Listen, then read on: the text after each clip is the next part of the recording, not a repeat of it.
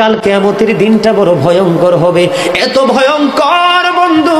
আমার নবী বলেছেন উলঙ্গ অবস্থায় মানুষগুলো হাসুরের ময়দানে একত্রিত হবে রে। ও বন্ধু, প্রত্যেকের কবর থেকে ওই হাসুরের ময়দানটা কমপক্ষে 50,000 বছরের রাস্তা হবে রে বন্ধু। এই জন্য নবী যখন মেরাজের রজনীতে বোরাক দেখেছিল, আমার নবীকে আল্লাহ দাওয়াত দিয়েছে, বোরাক দেখে আমার নবী এত ক্রন্দন করেছিল, মনে হয়েছিল যেন আমার নবীর চক্ষু মুবারক দুইটা ঝর্ণা হয়ে গেছে।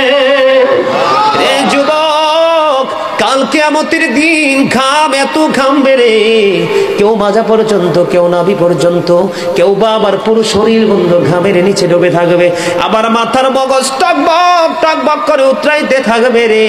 আল্লাহ বলেছেন লা ইয়ামুতু, people will not die that day, সেদিন মানুষ আর মরতে পারবে না। আল্লাহ বলেছেন ফিহা ওয়ালা ইয়াহইয়া, people will not be able to live that day, মানুষ সেদিন বাঁচতেও পারবে না। আবার আল্লাহ বলেছেন অমাহুম আনহা বিগাইবিন, people will not be able to escape that day, সেদিন মানুষ সেখান থেকে পালিয়ে যেতেও পারবো না রে।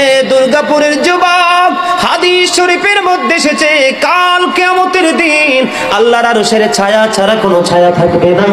ওই কাল কিয়ামতের দিন এই দুর্গাপুরের যুবকগুলো চাইয়া দেখেন চাতক পাখির মতো বসে আছে।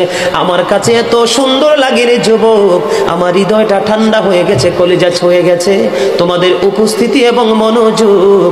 আল্লাহ রাব্বুল আলামিন হাদিস শরীফের মধ্যে এসেছে কাল কিয়ামতের দিন আর 7 শ্রেণীর মানুষকে আল্লাহর আরশের ছায়ার নিচে জায়গা দিবে রে।